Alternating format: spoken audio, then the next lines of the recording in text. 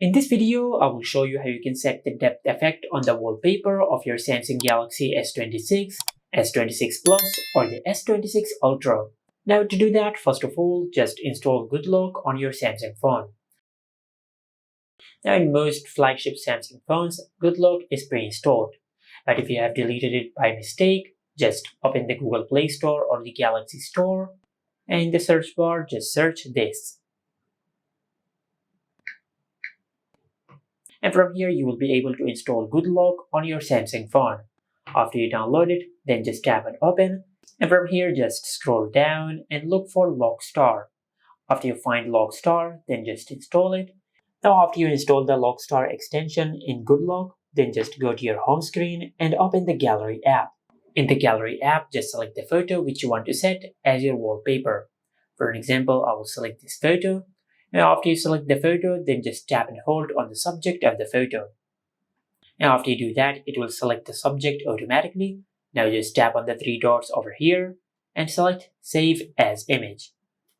After you do that, then just tap on the three dots over here and select Set as Wallpaper. After that, just select where you want to set it as the wallpaper. You can either set it as the wallpaper for your lock screen only or the wallpaper for your home screen only. And also you have the option to set it on the lock screen and also on the home screen. I will set it on the lock screen only.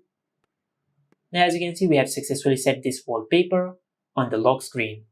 After you do that, then just tap on Lock Star and select App Widgets.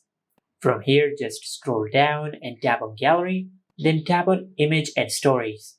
Tap on Add Widget. Now just drag this widget down and tap on the widget which we have added. Now just tap on Settings and select Images to Show.